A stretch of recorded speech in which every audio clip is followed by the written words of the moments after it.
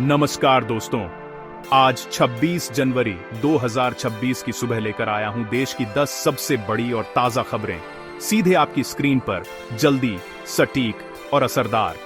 अगर आपको ये वीडियो पसंद आए तो लाइक कर दीजिए, शेयर कीजिए और सब्सक्राइब करना मत भूलिए। घंटी दबाएं ताकि हर नई वीडियो का नोटिफिकेशन सबसे पहले आपको मिले। आज की खबरों के बीच मैं एक छोटा सा जीके सवाल भी पूछूंगा। नीचे कमेंट में सही जवाब दें। 3 सौभाग्यशाली विजेताओं को छोटा इनाम दिया जाएगा। सवाल, भारत का संविधान कब लागू हुआ था? ए 15 अगस्त 1947, बी 26 जनवरी 1950, सी 26 नवंबर 1949, डी 2 अक्टूबर 1950। सही जवाब कमेंट में डालिए। शुभकामनाएं। देश भर में 70वां 7वां गणतंत्र दिवस आज बड़े स्तर पर मनाया जा रहा है।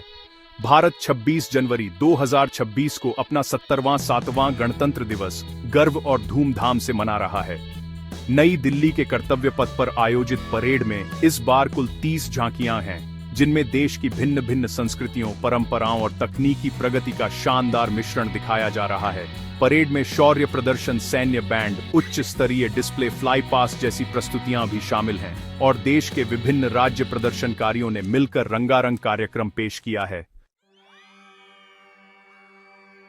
थीम इस बार वंदे मातरम के 150 वर्ष रही है, जिससे राष्ट्रीय एकता और सांस्कृतिक गौरव का संदेश और भी प्रबल हुआ है। मुख्य अतिथि के रूप में यूरोपीय परिषद के अध्यक्ष एंटोनियो कोस्टा और यूरोपीय आयोग की अध्यक्ष उर्सुला वॉन डेर लेन मौजूद हैं, जो भारत विदेश संबंधों में एक नया संदेश लेकर आते हैं।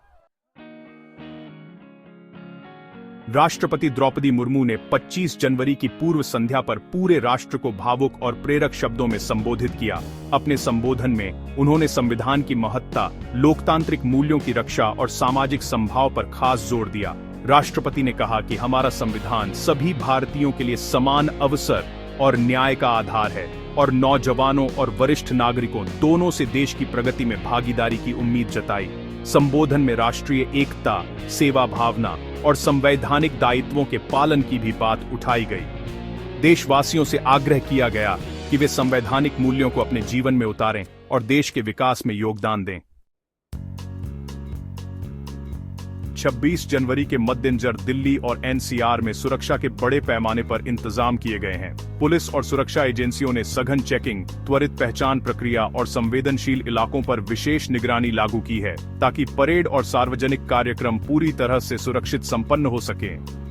बॉर्डर, एंट्री पॉइंट्स पर वाहन और व्यक्ति तलाशी के प्रबंध किए गए हैं। साथ ही संभावित भीड़ प्रबंधन और आपातकालीन सेवा व्यवस्था भी पहले से तैयार रखी गई है। नागरिकों को सलाह दी जा रही है कि वे भीड़-भाड़ वाले इलाकों से बचें और सुरक्षा निर्देशों का पालन करें, ताकि समारोह में किसी प्रकार की असुविधा या जोखिम से बचा जा सके।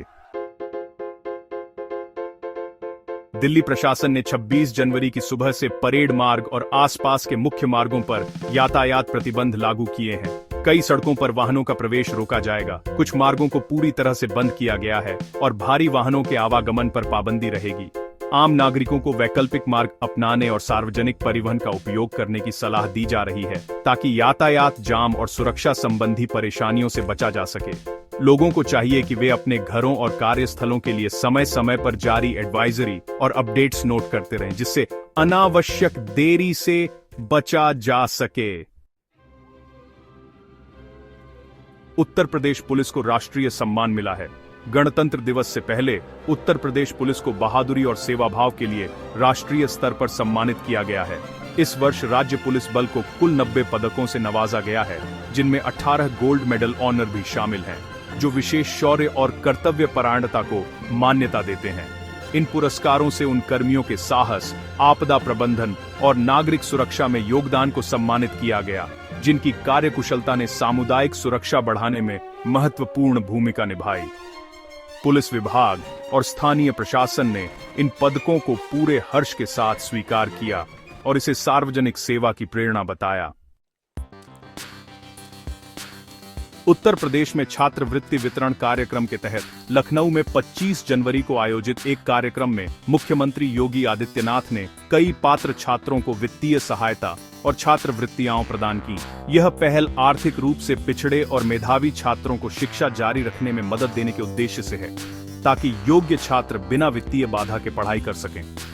कार्यक्रम में अधिकारियों और शिक्षा कार्यकर्ताओं ने भी भागीदारी की और छात्रों को उज्जवल भविष्य के लिए प्रोत्साहन दिया गया।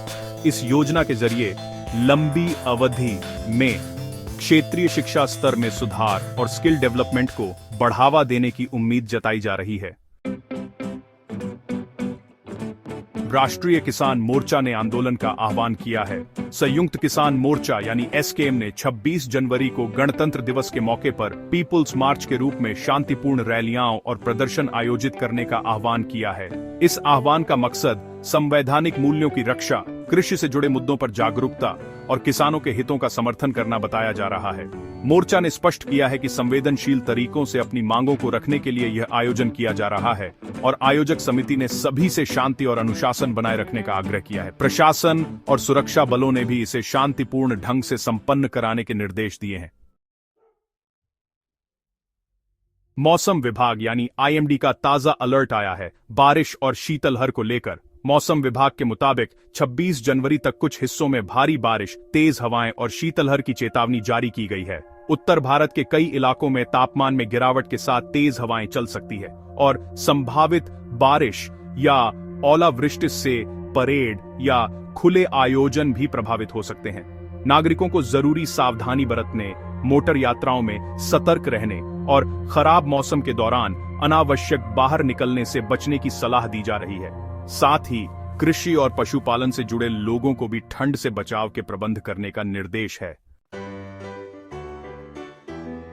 मध्य प्रदेश में 26 जनवरी के मौके पर तापमान में 2 से 4 डिग्री सेल्सियस तक गिरावट की चेतावनी मिली है, जिससे राज्य में ठंड और बढ़ सकती है और शीतलहर के संकेत काफी अधिक प्रभावी रहेंगे। इससे खासकर ग्रामीण और खुले इलाकों में रहने वाले लोगों को अतिरिक्त सावधानी बरतने की जरूरत है। बच्चों, बुजुर्गों और संवेदनशील समूहों को गर्म कपड़ों और जरूरी स्वास्थ्य सावधानियों की सलाह दी जाती है। प्रशासन ने भी जरूरी सेवाओं के लिए तैयारियां तेज कर दी हैं, ताकि किसी भी आपात स्थिति में सहायता तुरंत उपलब्ध कराई जा सके। चूंकि 26 जनवरी राष्ट्रीय सार्वजनिक अवकाश है, इसलिए पूरे देश में सरकारी दफ्तरों, स्कूलों और कई निजी संस्थानों में छुट्टी रहेगी। नागरिकों को सार्वजनिक सेवाओं और कार्यालय समय में संभावित बदलावों के बारे में पहले से योजना बनाने की सलाह दी जा रही है। त्योहार और राष्ट्रीय कार्यक्रमों में भाग लेने वाले कई परिवार इस छुट्टी का उपयोग घर परिवार के साथ समय बिताने, परेड देखने या सामाजिक कार्यक्रमों में भाग लेने के लिए करेंगे। वैसे आपात सेवाएं सामान्य रूप से चालू रहेंगी, ताकि किसी भी स्थिति में सहायता दी जा सके। अब सभी खबरें समाप्त हो गई हैं। दोस्तों, आपको और आपके परिवार को 26 जनवरी 2026 की हार्दिक शुभकामनाएं। देश का यह पर्व हम सभी को एकता, सम्मान और सेवा भाव की याद दिलाता है। कौन सा समाचार आपको सबसे ज्यादा प्रभावित कर गया? नीचे कमेंट में लिखिए और जी के सवाल का जवाब भी डालिए। 3 सौभाग्यशाली विजेताओं को छोटा सा इनाम दिया जाएगा। कैसी लगी आपको ये सारी खबरें? मुझे कमेंट्स में जरूर बताइए। अगर वीडियो अच्छा लगा हो तो इसे लाइक कीजिए और अगर आपने चैनल को सब्सक्राइब नहीं किया है तो अभी सब्सक्राइब कीजिए। साथ ही घंटी के निशान को दबाना मत भूलिएगा, ताकि आपको हमारी हर नई वीडियो का नोटिफिकेशन सबसे पहले मिले। मैं फिर मिलूंगा ऐसी ही अच्छी और खास खबरों के साथ। तब तक के लिए जय श्री राम, जय हिंद, वंदे मातरम।